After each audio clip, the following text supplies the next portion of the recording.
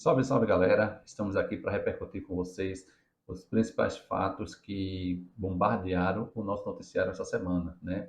Tivemos muitas emoções, né, com algumas notícias, né, reveladoras sobre os casos do hacker, né, sobre os casos do ex-ajudante de ordem do presidente. Então, a gente vai trazer para vocês aqui algumas das principais notícias dessa semana, né, para que a gente possa relembrar e entender a que pé anda cada uma delas. Vamos embora? A primeira de hoje é uma notícia do G1, que foi escrita por José Viana e Isabela Camargo, que diz o seguinte: PF investiga a negociação de Mauro Cid, o ex-ajudante de ordem do presidente que está preso, né, para vender relógio, relógio, aquele Rolex, cravejado de diamante, platina, estimado por cerca de 300 mil reais. Então, a Polícia Federal está investigando esse caso para saber se realmente esse relógio foi vendido, porque um presente oficial ele não pode ser vendido, se configura mais um crime. A tentativa, que já ficou clara, a tentativa de venda desse relógio, desse presente recebido pela comitiva oficial do presidente, e aí a PF agora precisa, saber se realmente esse relógio foi vendido, se foi vendido para quem foi o dinheiro, e se não foi vendido, aonde está esse relógio, né? De todo jeito, a gente vê aí nas entrelinhas que, como era o modus operandi desse pessoal. Então, aos poucos, as coisas vão vindo à tona e a gente vai sabendo o que acontece, né? Então, vamos continuar acompanhando, né? E essa foi uma notícia bomba que estourou essa semana.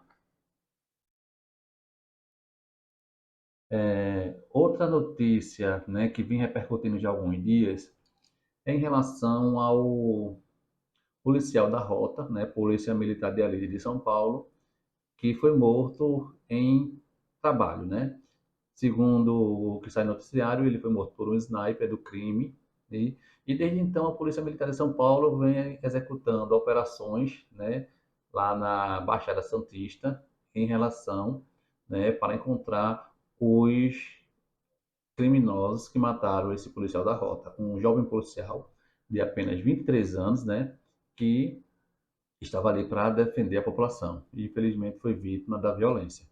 O que não justifica é o que aconteceu pós isso, Hoje se sabe que 16 pessoas morreram nessa operação da polícia em busca dos responsáveis por essa morte.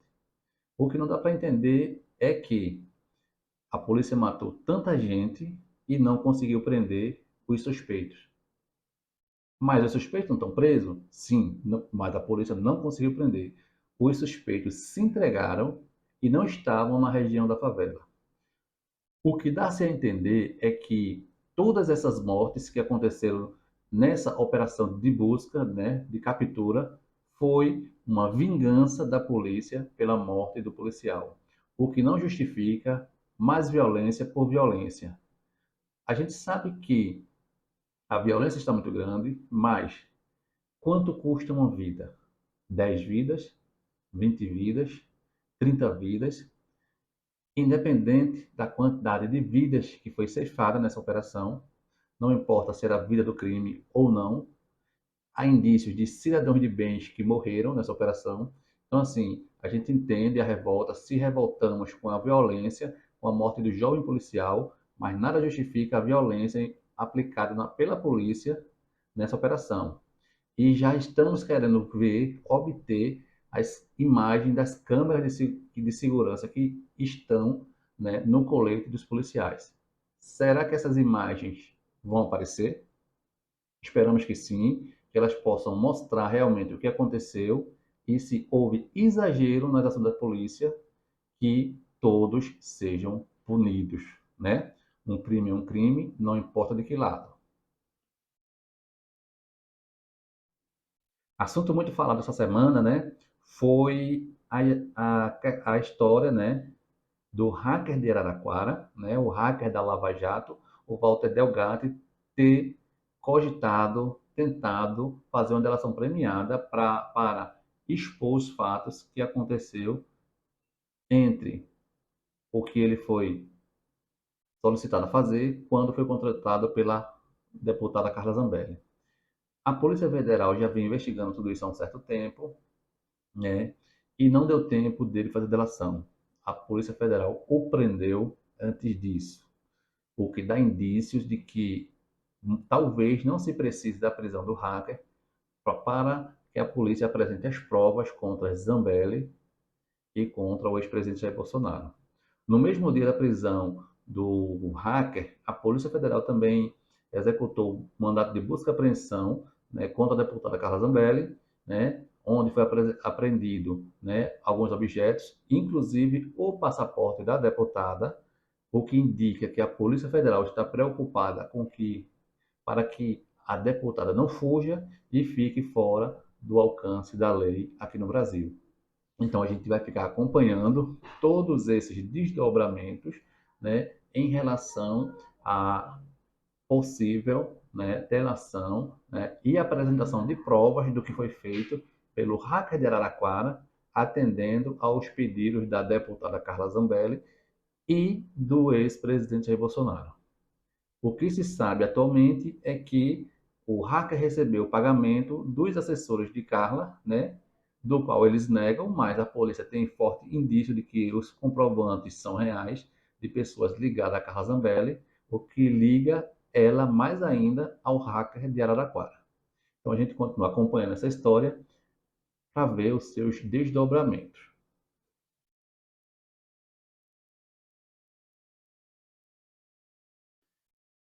Continuando aqui, né, a gente traz mais uma notícia, né, essa dessa vez do portal 247, né, portal 247, que diz o seguinte: Rogério Correia, Rogério Correia é deputado federal do PT por Minas Gerais. Rogério Correia apresenta requerimento para convocar assessor especial pessoal de Bolsonaro que negociou Rolex com o Malucide. Então, já vem aqui, né, novamente a história do Rolex. Então é muito grave essa história do relógio. Aí o deputado Rogério Correia, né, ele né, apresentou um requerimento à CPI dos atos golpistas, né, do 8 de janeiro, pedindo a convocação da assessora do presidente que fez a negociação. Segundo a assessora, né, ela só foi usada para fazer ajudar na conversa pelo fato de falar inglês. Assim, ela se disse na nota que soltou ontem. Aí, só para a gente entender aqui um pouco do requerimento do deputado, aí você continua que é o seguinte. O deputado Rogério Correia, né, apresentou um requerimento para convocar, para prestar esclarecimento na CPI do golpe, Maria Farini, assessora pessoal do ex-presidente Jair Bolsonaro, que negociou com Mauro Cid o Rolex, recebido em viagem oficial. Né? Então a gente também fica aguardando para que ela possa ser convocada e dar a sua versão dos fatos.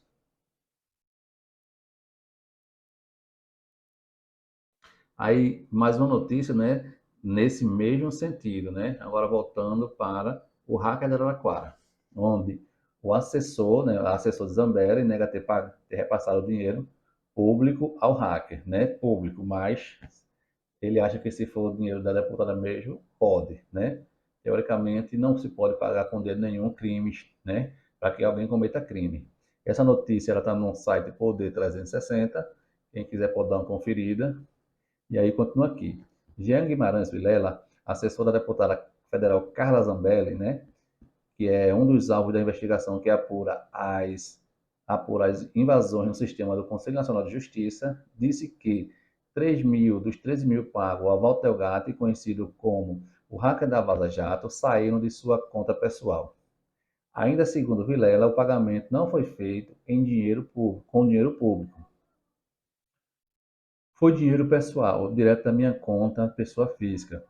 A empresa jurídica de Walter foi contratada por mim para realizar execuções de melhoria no site da deputada, disse o assessor da deputada. Então, né, eles acham que a Polícia Federal é ingênua para entender que essa questão de melhorar o site e as redes sociais da deputada, isso é uma desculpa que não cola, né?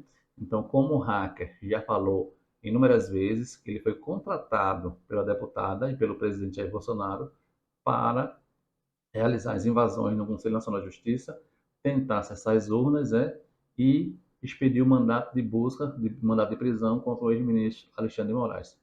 Como todos sabemos, nenhum deles foi realizado, né, com sucesso. Né?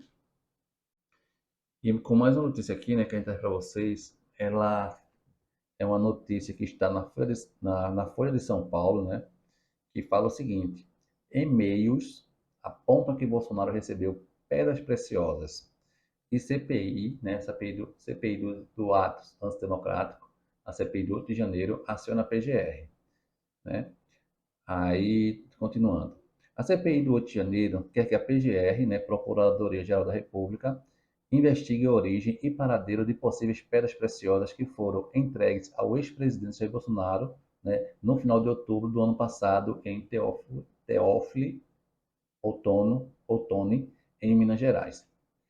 Uma troca de e-mails, né, entre funcionários da Ajudança de Ordem da Presidência da República aponta que o ex-mandatário teria recebido, durante sua passagem pela cidade, um envelope e uma caixa com pedras preciosas para a então primeira-dama Michele Bolsonaro. Né? Nos documentos em poder da CPI, o ex-assessor Cleiton Henrique, né, revela que, a pedido do tenente-coronel Mauro Cid, um dos principais auxiliares de Bolsonaro, as pedras não devem ser cadastradas e devem ser entregues em mãos para ele, Mauro Cid, né, vai repassar para o seu chefe.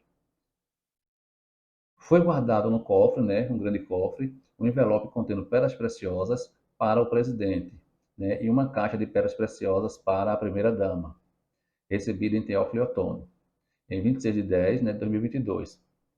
Ele afirma ainda que foi o sargento Furriel, referido-se ao sargento Marcos Vinícius Furriel, estaria ciente do assunto e que poderia tirar dúvidas.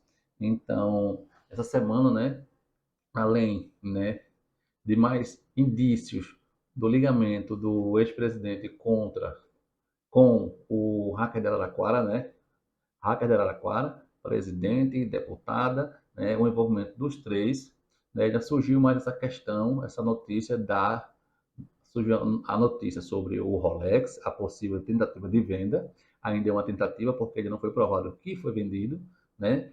E também agora essa questão das pedras preciosas recebidas pelo presidente em outubro do ano passado. Então, cada dia que se passa, né, com as quebras de sigilos, né, que a CPI tem conseguido, vem surgindo vários indícios de crimes cometidos pelo presidente e sua roda de assessores, né?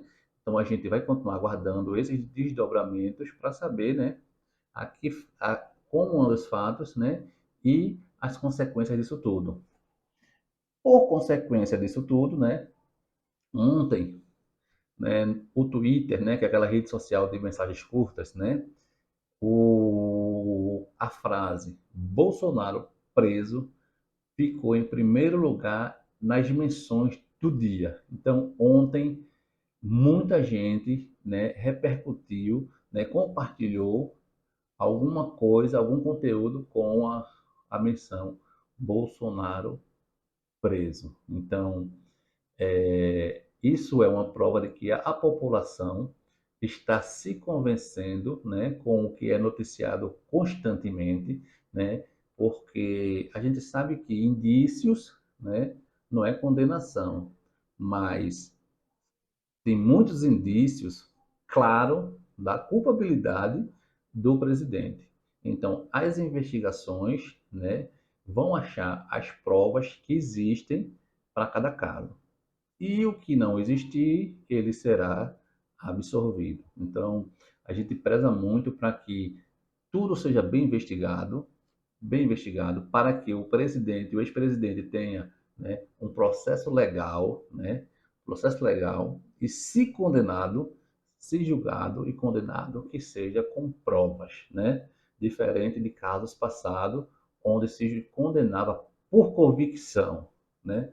Não por prova. Então a gente fica torcendo para que tudo seja bem investigado, porque todo mundo tem direito, né, ao contraditório. Então, até que se prove o contrário, todo mundo é inocente. Então, quem acusa, que apresente os fatos.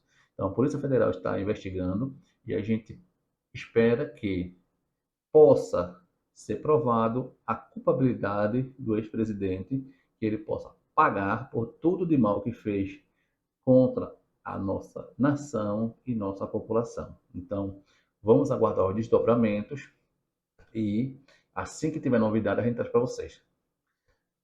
E é isso, pessoal. Por hoje é só. Se você chegou até aqui, é porque você gostou do conteúdo apresentado. Então, não esquece de deixar seu like. Se você ainda não é inscrito no canal, se inscreve, né? E compartilhe esse vídeo para que ele possa chegar a mais pessoas. Né? A gente do canal RDA News tem um compromisso com a verdade e vai trazer sempre para vocês os fatos como eles são, sem distorção. Contamos com você, prezamos por você, né? Pela sua confiança. Então, curte, compartilha e se inscreve. Salve, salve e até a próxima.